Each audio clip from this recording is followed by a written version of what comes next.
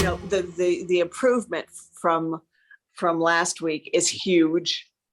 Thank Mammoth. you. Yes. What did you do to make it so much better? Honestly, I don't think I was me. I think it was Trey, because he suggested like this exercise or I don't know, I kind of just really, when I'm rehearsing, I really stick to the script, and I don't always do it from, I think just he got me to kind of talk more from my character's point of view, or just add in a few words here and there. Ashley showed me this, so I gotta give her credit. But it was a thing of like, we were saying our lines, but we were just adding, like kind of like riffing, like adding what our thoughts are and going along with that rather than just sticking to the script. That way, when we was doing basically like the subtext or our thoughts while we were speaking back and forth, so that way when it came to actual performance time or we're actually doing the final cut, it's like we know what we're supposed to be thinking because we said it out loud to each other. And then exactly, I always recommend that, guys, I always recommend that you just say it in your own words.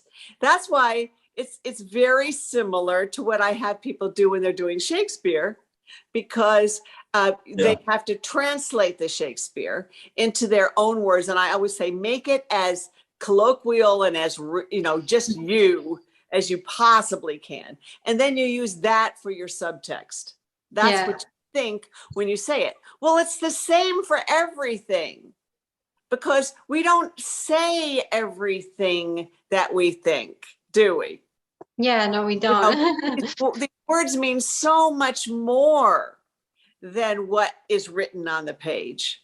So what you have to do is translate it. Does that make sense? To say you're translating what's written on the page to what you really are thinking. Mm-hmm. And so, and then adding on to that, what you're thinking to him, what you're saying to him or her while they're talking, right? Yeah.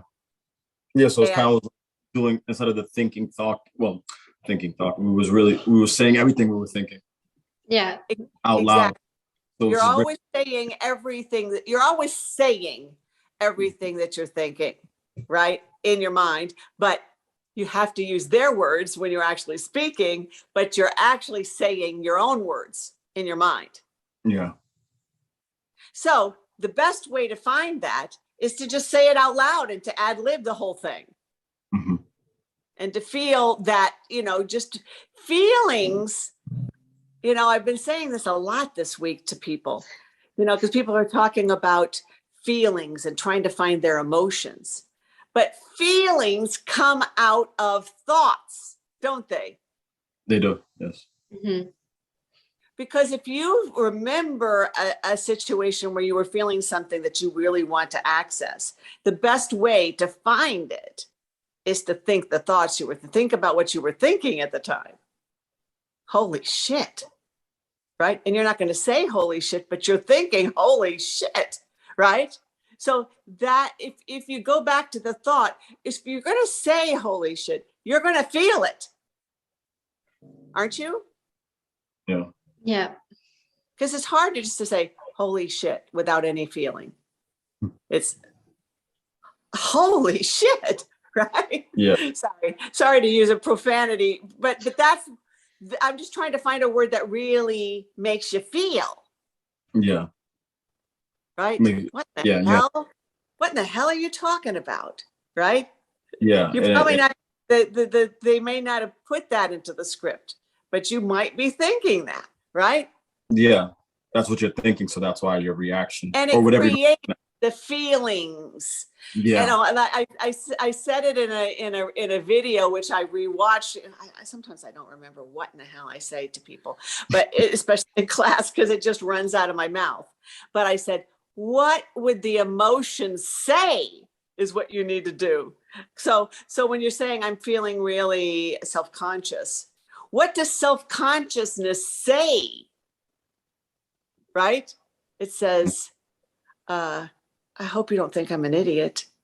Isn't that what self-consciousness says? Or you could just come up with your own thing, but you have to think, what would the emotion that I want to feel here actually say? Say that one more time, Winnie.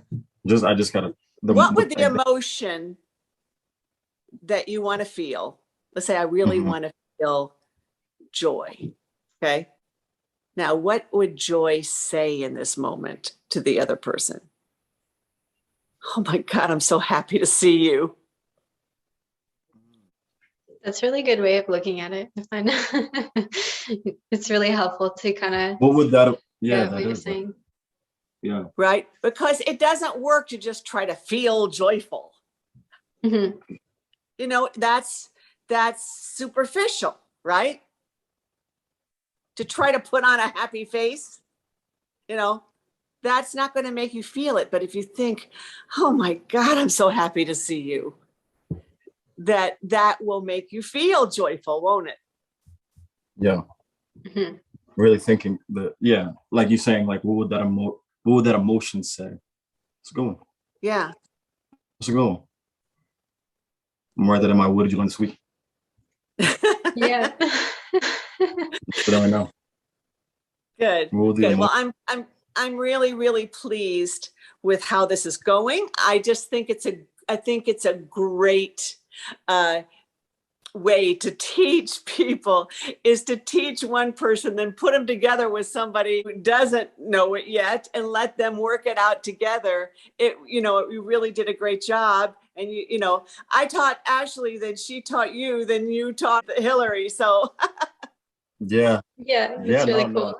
so being able to pass it on is so great, and it really helps all of your performances to grow and for you to become more skilled as an actor. And Hillary, boy, I see a huge improvement. Thank you. Yeah, she's a sponge for sure. So I think a big thing was working on the relationship and purpose this whole week. And good. And Trey, you're fantastic too. The only thing I ever have to say to you is, just slow down. Slow it down. Just, just don't speak faster than you can think the words. That's all. I do that too sometimes. Yeah, but you can help him out, Hillary, when you're practicing this week. You can help him and say, could you think those words that fast? Okay. Yeah. Because I remember one thing you said when I was, especially early, was that if I'm speaking too fast, the other person who I'm talking to won't be able to take it all into react to give me what I need, or they can't go. They won't understand it, and isn't that your objective, to get them to understand you all the time? Yeah, get my point across. No matter what it is you're trying to accomplish, them understanding you is like the most important thing, isn't it? Yeah. You have to get them to understand you. So when you say something really important, you need to take the time to think it, to visualize what you're talking about. You come here and you tell me that you're pregnant, and I'm supposed to just know what to do, right? Mm-hmm. That's a little segment, I think, that you could just say in your own words a little bit, so that you can just really feel it, and then go back and you insert that into there. Yeah, well, play that. I remember this. Play that finesse with it over and over, and then when it comes to performance, then it'd be more quick. I mean, not quick, but it'll come through better. Yes, it'll be connected. It'll be connected to what you really want to say to her, and what you are trying to get across. What are you trying to get across? Wait a minute, you're criticizing me when you hit me with this thing? She was criticizing you when she said, did I come at the wrong time? And you can give him a tiny bit of attitude there, Hillary, just a tiny bit, because he seems distracted. Or did you have something more important to do or something? Did I come at the wrong time? Okay, wait a minute. You show up here, you left, you did all this stuff, and I don't know what to do. I don't know what to do. Right? It's gonna be complete. Yeah. I'm looking forward to the final one. I think that'll be good. It's gonna be It's really good. It's really good. Good job, you guys. Thank you, Winnie. Mm-hmm.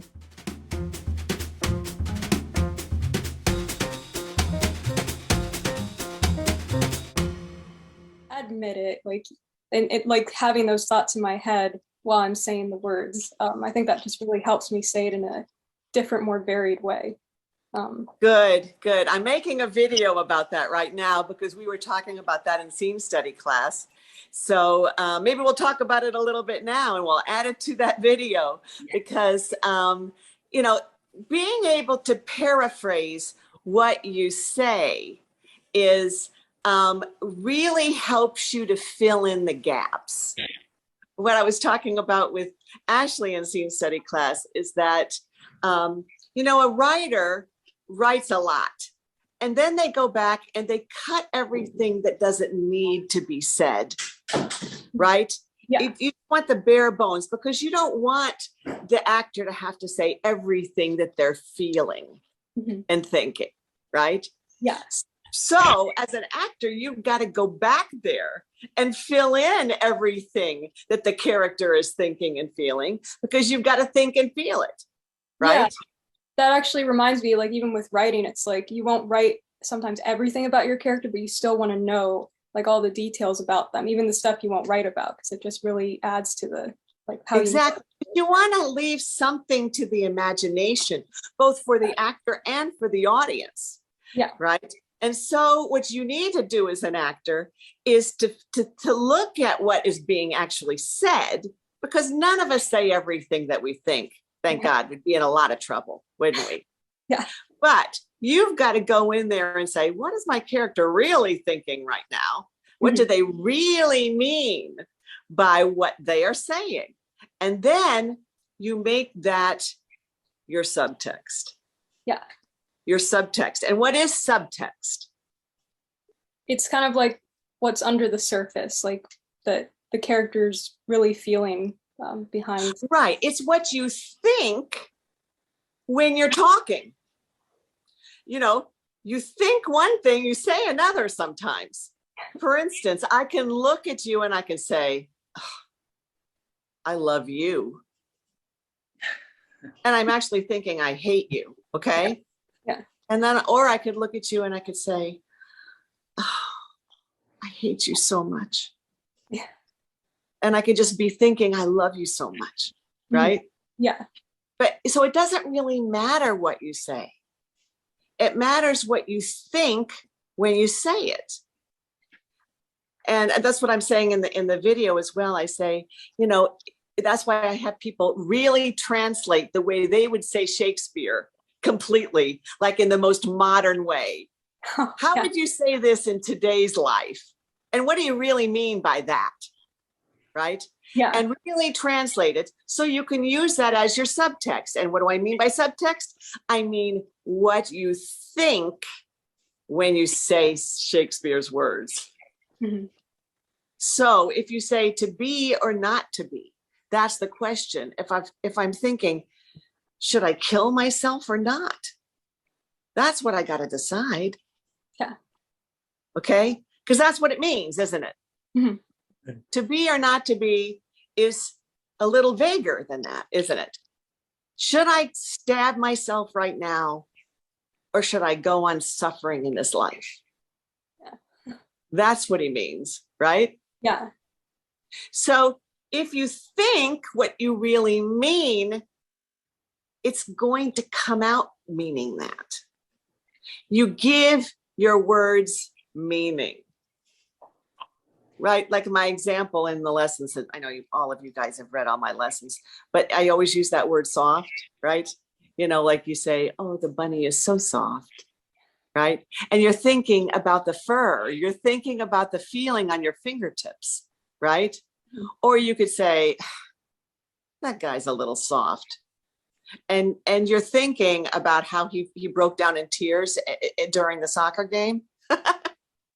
Because somebody stepped on his toe and you're going, you know, he's a little soft, right? And then you might say, God, do you ever clean out the refrigerator? The apples were all soft. And now you're thinking how gross they are, right? Yeah. But don't the words sound differently the way I say them because I'm thinking something different? Because I'm thinking soft. When I think soft, I'm thinking rotten and mushy and gross, right? So our thoughts give our words meaning. And that means all of our words, pretty much. Because even when you say and, you mean like in addition to, right?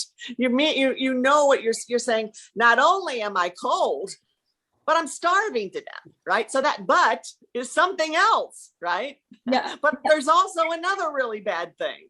So I'm cold and I'm starving to death. Those are two very different words, aren't they? And I have to think something different for each one. So that's what I'm really trying to go for with you guys, is to get you to really think your subtext, okay?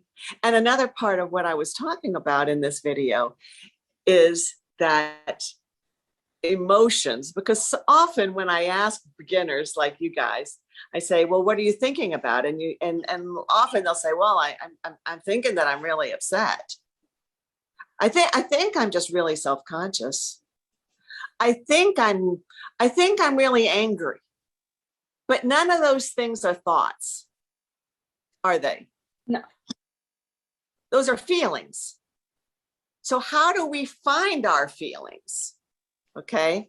How do we find those feelings? Like you can try to be angry. I'm going to be really mad. Okay. Or I'm going to be so scared. But it's not going to really look real. It's going to look very artificial and like you're just putting it on, unless you start thinking the thoughts that create the emotion. Because when you are upset about something or when you're frightened about something, you start thinking scared thoughts. You start thinking angry thoughts. You start thinking, how dare you? How do you have the nerve to even do that? God, you just make me want to strangle you. Okay? Those are the thoughts. And when you start thinking those things, don't you start to feel them? Yeah. Thoughts create emotions. Okay? They do, because they can't come out of, emotions can't come out of nowhere. Right? You start thinking, is somebody outside? I just heard scratching on the door. Oh my God. What if it's that guy that just escaped from prison? Right? Now, if you start to think those thoughts, do you feel a little scared? Yeah. Like if you're supposed to be in the shower and you're washing your hair, and all of a sudden you feel like you hear something outside and you go, oh my God, there's somebody here. I'm supposed to be alone in this house. Right? Does that start to make you feel scared just thinking about that? Mhm. Those thoughts? Yeah. Yeah. So it's the thoughts are everything. You know, what is the other person making you think? Are they making you feel something? That means they're going to make you think something, right? They're making me feel really angry, right? Well, that's insulting. How dare you think that about me? Okay? Because it's the thought that makes you feel. So I understand. So when you let's just say you walk around the house sometimes and you just think about, you've already memorized your monologue and you just walk around ad-libbing it, saying it the way you would. Okay? Come on, Teddy. You need to understand, we're just not right for each other. I mean, I'm really into my writing all the time. And you have this beautiful house that you need like somebody to help you take care of it. You need a completely different person than me. Okay. Now, I'm not saying any of the right words. Mhm. And you wouldn't need to say what I just said if you're just walking around being Joe, telling Lori that you can't marry him. But you know what you're going to say, you know, sort of, you kind of know it. So you don't even have to think about saying the right words, but you just let it sort of flow out of you. You Yeah. kind of, I like to say, like you're riffing on a theme, right? And Yeah. you can take every single sentence and just riff on that. Can't you give me an example of one sentence that you have in your, that this particularly juicy sentence that you have to say in your monologue? I'd hate elegant society, and you'd hate my scribbling, and we would be unhappy and wish we hadn't done it, and everything would be horrid. Okay, now just walk around the house and talk about that a little bit. Like you're just walking around going, and talk about that in your own words. I hate going to parties. It's so boring, and everyone's always talking about the same thing. I hate engaging in small talk. Good, good. But now you can even get into more details, like in those, everybody's all dressed up in those uncomfortable outfits, and they're all talking so proper, and eating things that they don't even really like, going, how divine. You can go into detail on that one sentence. I mean, I'd rather be sitting over in my desk, writing something, being totally immersed in it. And you would hate the fact that I'm always in the corner writing and scribbling over there in the corner. And you'd be going, oh God, will she ever stop that? Do you see how just going on, just like taking one sentence, you can sit there and talk about it for several minutes, couldn't you? Yeah. So once you have that, then when you go back to your original text, you really have something to think as you're saying it, right? Mm-hmm. Good. So is that what the main thing that you really felt like you did? Was there any problems that you came across as you were practicing? I guess just trying to get myself into that headspace and not have too many distracting thoughts about like imagining performing in front of people or in front of a camera or something, just all right. So why would you need to imagine that? I guess just preparing myself mentally for the class and stuff. Oh, well, it doesn't help, does it? No. It's better just to be able to block out. One thing that's really important in acting is to be able to block out what you don't need. Yeah.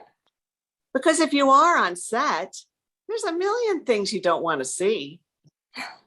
There's the guy with the boom mic. It's hanging over your head, right? You can't be thinking about that boom mic, or you'll be looking at it, trying to talk to it and all that kind of stuff. No, you've got to be completely focused on what's happening in the scene. There's a person right over here, over to the side of me, ready to blot my nose. And if I start thinking about, I wonder if my nose is shiny, maybe we should stop now. No, you can't think about those things. You can't think that she's even there because you're supposed to be making out with this guy, right? You're supposed to be totally in love and having an intimate moment. So you can't be thinking about getting your nose powdered, right? Yeah. So one of the most important parts of being an actor is being able to imagine what you need to see, imagine what you need to feel, imagine what you need to think, but it's also being able to imagine that you don't see things that are there and things that might worry you and things that might pop into your head. Those things you can set aside and just be totally immersed in the fantasy of the moment. So let's see if we can do more and more of that, because none of that other stuff, none of your thoughts are going to help you in your scene. Not even when the director says, could you walk over here to over there and be angry? What you've got to do is find what makes you do that as a character. All right, I'm going over there because he needs me to get right in his face. And that's why you walk over. Or however, what would be the reason for your character to walk over, not because the director told you to. You've got to find the reason within the character herself and then have it come from the inside of her, not you. Yeah. Good. Excellent.